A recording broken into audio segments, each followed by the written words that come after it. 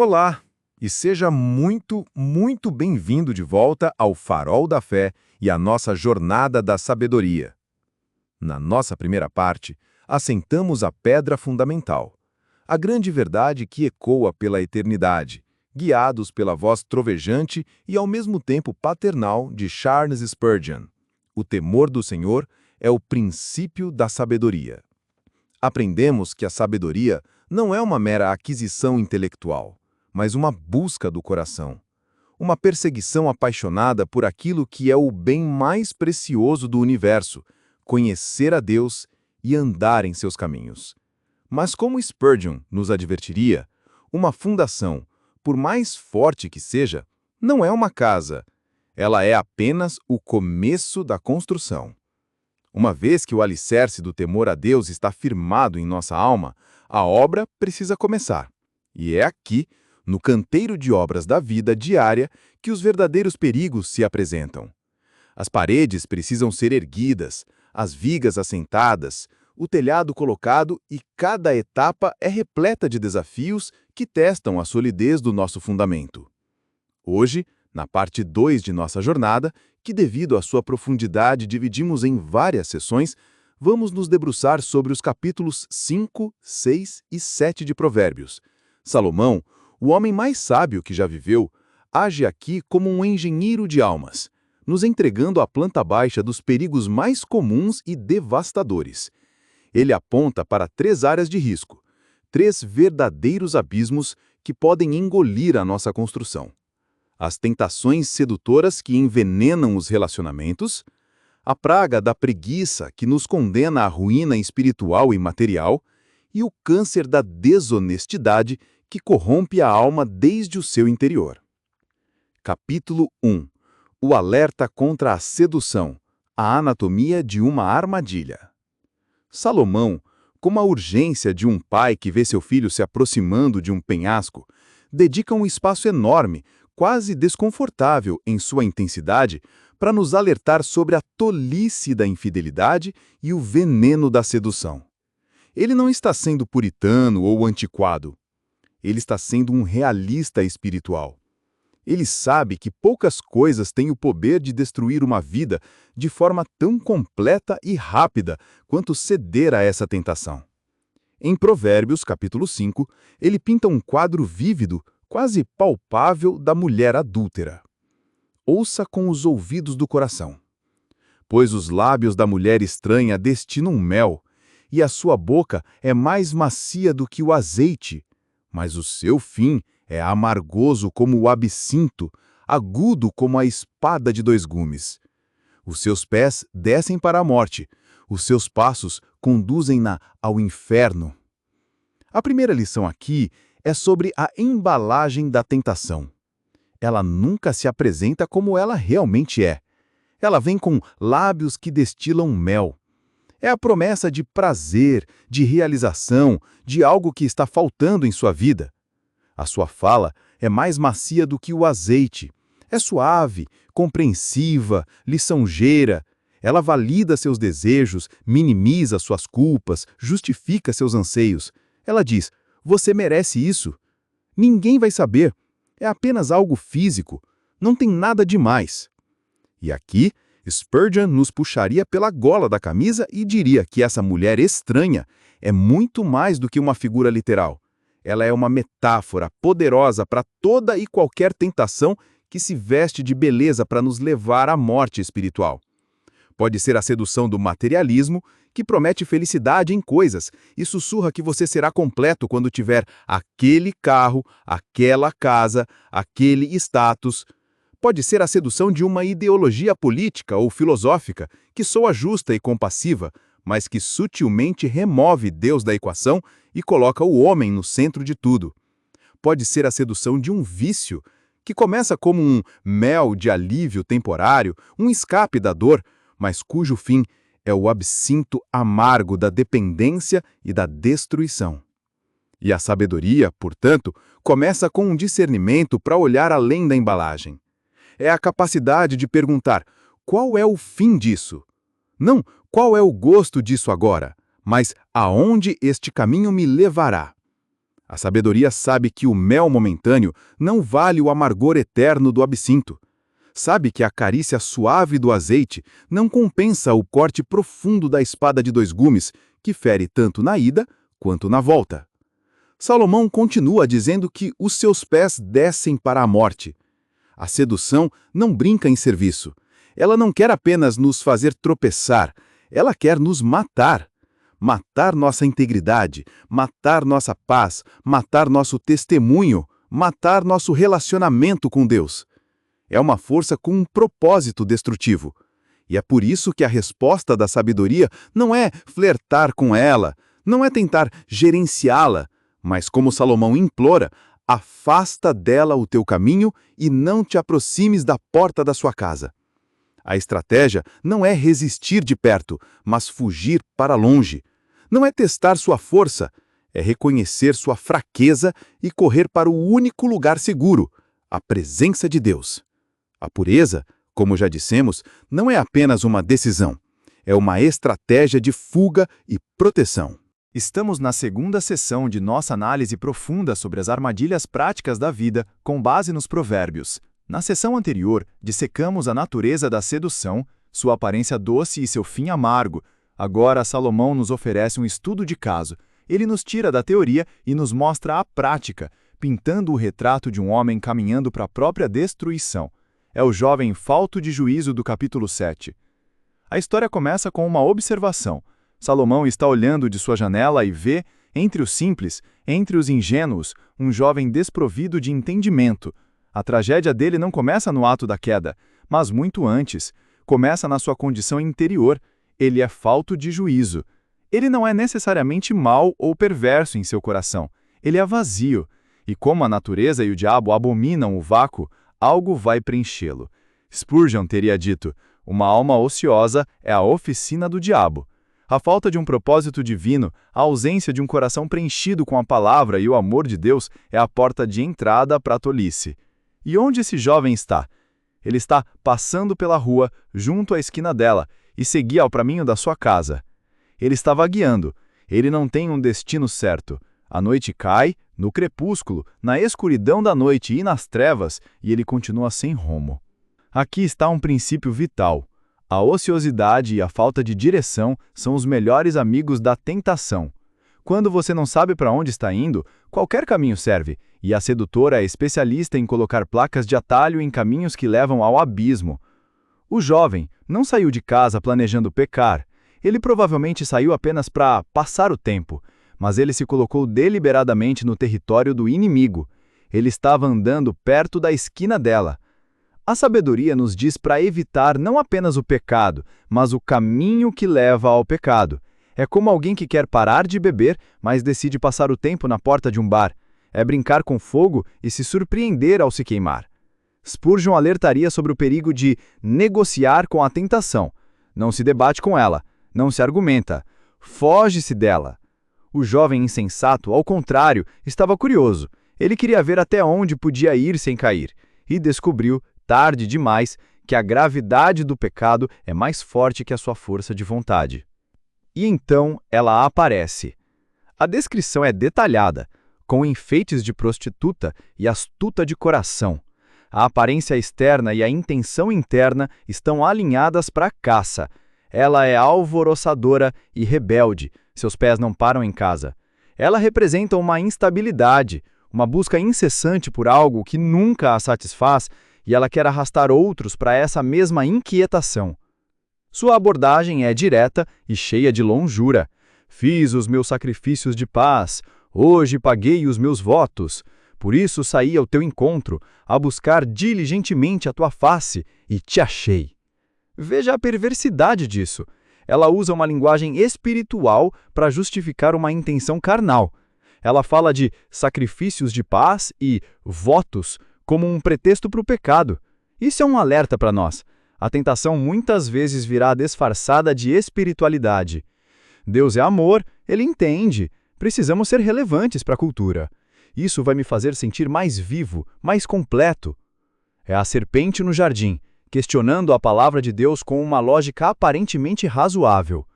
Ela a seduz com palavras, com promessas de prazeres exóticos, cobrindo a cama com tapeçarias do Egito, perfumando-a com mirra, aloés e canela. E então vem o golpe final. O homem não está em casa, foi fazer uma longa viagem. Ela remove o obstáculo do medo, da consequência imediata. E o jovem, já sem juízo, agora seduzido e com a guarda baixa, logo a segue, como o boi que vai ao matadouro e como o servo ao castigo das prisões. A imagem é brutal. Ele pensa que está indo para uma festa, mas na verdade é um boi caminhando para a morte. Ele acha que encontrou liberdade e prazer, mas é um prisioneiro caminhando para o castigo. Ele não percebe que aquilo lhe custará a vida. A lição aqui é um chamado poderoso à sobriedade e à vigilância. Não caímos de um precipício de repente. Nós caminhamos, passo a passo na direção errada, ignorando os sinais, flertando com o perigo, até que o chão desaparece sobre os nossos pés. A sabedoria não é apenas evitar o último passo fatal, é nunca sequer começar a andar por essa estrada. Este retrato do insensato é um espelho. Devemos nos olhar nele e perguntar: onde na minha vida eu estou sendo falto de juízo? Onde estou vagando sem rumo? Perto de quais esquinas perigosas eu tenho andado? Mas Salomão, em sua sabedoria, divinamente inspirada, sabe que a corrupção externa muitas vezes começa com uma podridão interna. No mesmo capítulo 6 de Provérbios, ele se volta de um pecado de omissão, a preguiça, para pecados de comissão, que Deus considera particularmente abomináveis. Ele nos dá uma das listas mais sóbrias e aterrorizantes de toda a Escritura. Ele começa descrevendo o homem mau, o homem iníquo, que anda com a boca pervertida, pisca os olhos, fala com os pés e faz sinais com os dedos.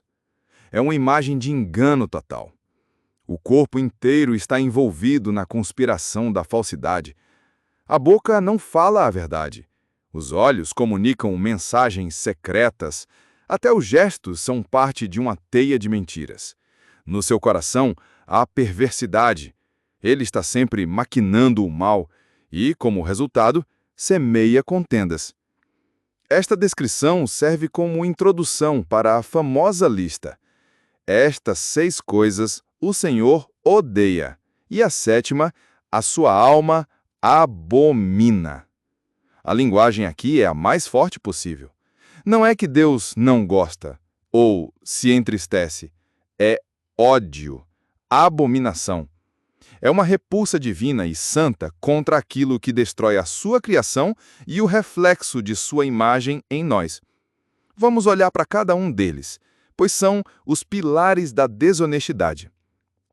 Primeiro, olhos altos. A arrogância, o orgulho. Não é à toa que este é o primeiro da lista. Spurgeon diria que o orgulho é a raiz de todos os outros pecados. Foi o orgulho que derrubou Lúcifer do céu. É a atitude que diz: eu não preciso de Deus, eu sou o mestre da minha vida, minhas regras são melhores. Os olhos altivos olham para os outros com desprezo e para Deus com desafio. É o câncer primário da alma, do qual todos os outros pecados são metástases. Segundo, língua mentirosa.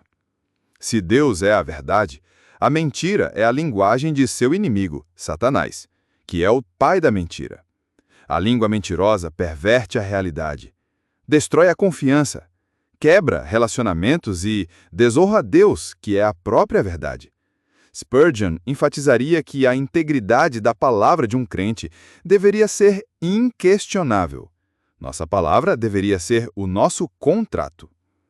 Terceiro, mãos que derramam sangue inocente. Este é o ápice da violência. A destruição da vida que somente Deus pode dar. Mas isso não se refere apenas ao assassinato literal. Inclui a calúnia que mata a reputação de alguém, a fofoca que assassina o caráter, a opressão que esmaga o espírito do pobre e do indefeso. Quarto, coração que maquina projetos perversos. Aqui, a maldade é vista em sua fonte. Antes da ação, antes da palavra, há o pensamento, a intenção. Deus não julga apenas nossos atos, mas as motivações do nosso coração. Este é o coração que se deleita em planejar o mal, em arquitetar a vingança, a fraude, a exploração. Quinto, pés que se apressam a correr para o mal. Isso descreve uma disposição ávida para pecar. Não é alguém que tropeça na tentação, mas alguém que corre em direção a ela. Há um entusiasmo, uma energia gasta na busca do que é errado. Mostra um coração completamente rendido à iniquidade. Sexto, testemunha falsa que profere mentiras. Isso é mais específico do que a língua mentirosa. Refere-se à perversão da justiça. É usar a mentira de forma deliberada para prejudicar outra pessoa em um contexto formal ou informal, destruindo a base da convivência social e da retidão. E, finalmente, a sétima, aquela que a alma de Deus abomina. O que semeia contendas entre irmãos. Por que esta é a culminação? Porque ela ataca a própria essência do povo de Deus, a unidade. Cristo orou para que fôssemos um. O semeador de contendas usa a fofoca, a insinuação, a crítica e a desconfiança para destruir a comunhão do corpo de Cristo. Ele faz a obra do diabo, que significa acusador ou divisor, dentro da própria igreja. É o pecado que desfaz a obra do Espírito Santo. Esta lista é um diagnóstico sombrio. Orgulho, mentira, violência, planejamento do mal, entusiasmo pelo pecado, perjúrio e divisão. Todos eles são facetas diferentes da mesma doença, a desonestidade fundamental para com Deus e para com o próximo. A sabedoria, portanto, é o oposto exato de tudo isso. É humildade, verdade, proteção da vida, pureza de coração, lentidão para o mal, defesa da justiça e promoção da paz. A sabedoria é, em essência, andar de mãos dadas com a integridade. Depois de nos mostrar essas armadilhas tão terríveis, a palavra de Deus não nos deixa no escuro. Na nossa parte final, veremos o glorioso contraste que Salomão nos apresenta, o caminho da luz.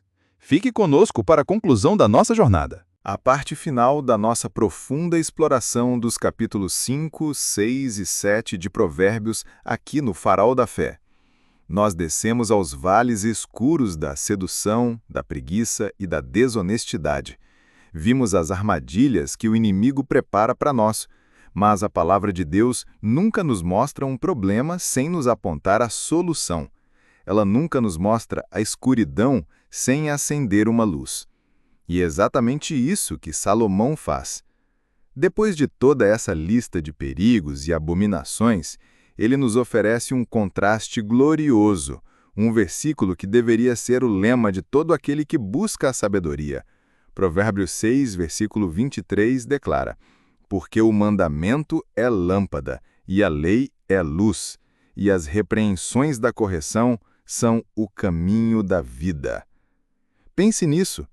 Enquanto a sedução nos atrai para a escuridão da noite, a palavra de Deus, seus mandamentos, são uma lâmpada.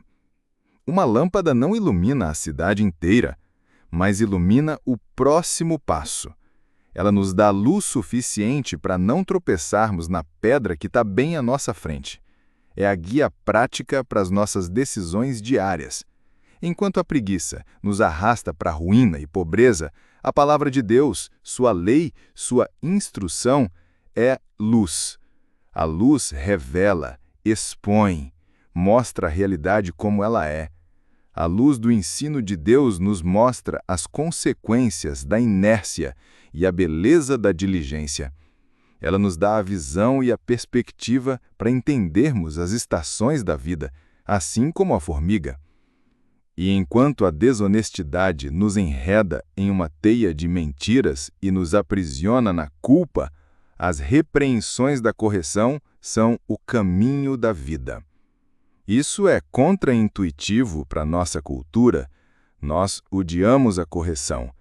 Vemos a repreensão como algo negativo, mas a sabedoria a vê como o GPS que nos recalcula a rota quando estamos indo para o precipício. A correção dói por um momento, mas ela nos salva de uma dor muito maior. Ela nos poda para que possamos dar mais frutos. É o caminho que, embora estreito e disciplinado, conduz à vida abundante e eterna. Então, aqui está a grande lição que une tudo. A vida cristã não é uma caminhada em um campo minado esperando a sorte para não explodir. É uma jornada em um caminho claramente iluminado. A luz está disponível. O mapa existe. Não precisamos andar faltos de juízo. A escolha de andar na luz ou de vaguear nas trevas é nossa, a cada momento. Como aplicamos isso hoje de forma prática? Diante de uma exploração tão vasta, a aplicação precisa ser igualmente intencional. Não basta ouvir, precisamos agir. Permita-me sugerir um plano de ação, um exame de consciência baseado em tudo o que vimos. Primeiro, com relação à sedução e pureza. Examine os caminhos que você tem percorrido. Quais são as esquinas perigosas na sua vida? É um perfil nas redes sociais que você não deveria seguir? É um tipo de filme ou série que alimenta pensamentos impuros? É uma amizade inocente que está drenando a energia emocional que pertence ao seu cônjuge? A sabedoria aqui não é orar para resistir enquanto você continua no mesmo caminho. A sabedoria é pegar o mapa da palavra e traçar uma rota de escape. É instalar filtros, é apagar contatos, é confessar a um irmão de confiança e pedir ajuda, é ser radical na fuga, como José foi com a mulher de Potifar. Segundo, com relação à preguiça e diligência, faça uma auditoria honesta do seu tempo e dos seus talentos. Onde a formiga te acusaria? Você está usando as horas do seu dia com propósito? Você está investindo nos dons que Deus lhe deu ou os está enterrando por medo ou inércia? Avalie a sua vida espiritual. Sua oração é consistente ou é uma preguiça disfarçada de falta de tampo? Seu estudo da Bíblia é um mergulho profundo ou um toque superficial? Escolha uma área para combater a preguiça essa semana. Talvez seja levantar 15 minutos mais cedo para orar. Talvez seja finalmente começar aquele projeto que você vem adiando. Seja uma formiga. Prepare-se para o inverno. Terceiro, com relação à desonestidade e integridade, releia a lista das 7 coisas que Deus abomina. Peça ao Espírito Santo para sondar o seu coração. Existe algum olho altivo em você? Um orgulho que te impede de pedir perdão? A sua língua tem sido fonte de verdade ou de pequenas mentiras inofensivas? Você tem participado de fofocas que semeiam contendas entre irmãos? A integridade é construída em milhares de pequenas escolhas pela verdade. Decida hoje ser uma pessoa cuja palavra tem peso, cuja vida reflete a verdade do Evangelho, mesmo quando for custoso. A jornada da sabedoria, no fim das contas, é isso. Uma sucessão de pequenas escolhas diárias que, somadas, moldam nosso caráter e determinam nosso destino. Cada dia escolhemos entre a lâmpada e as trevas, entre a disciplina da formiga e o sono do preguiçoso, entre a integridade e a mentira. Senhor Deus, Pai de toda a luz e fonte de toda a sabedoria, nós te agradecemos pela tua palavra, que é tão prática, tão penetrante, tão relevante. Ela nos desmascara, mas não nos abandona. Ela nos fere, mas apenas para nos curar. Perdoa-nos, Pai. Perdoa-nos pelas vezes que flertamos com a sedução, em que abraçamos a preguiça e em que manchamos nossa alma com a desonestidade. Perdoa nosso orgulho, nossas mentiras e nossa falta de diligência. Pedimos agora, Senhor, que a Tua palavra seja de fato lâmpada para os nossos pés e luz para o nosso caminho. Dá-nos a coragem de José para fugir, dá-nos a sabedoria da formiga para trabalhar, dá-nos um coração que ama a verdade e abomina a mentira. Que a nossa vida seja uma casa bem construída, não na areia de nossas próprias tolices, mas firmemente edificada sobre a rocha inabalável da Tua eterna sabedoria. Em nome de Jesus, o caminho, a verdade e a vida, nós oramos. Amém. Obrigado por nos acompanhar nessa jornada profunda e intensa. Se essa mensagem expandida tocou o seu coração e desafiou o seu espírito, deixe o seu like, compartilhe com alguém que precisa ouvir e inscreva-se no Farol da Fé para não perder os próximos passos. Que a luz da sabedoria de Deus ilumine, de forma clara e poderosa, todos os seus caminhos. Fique com Deus.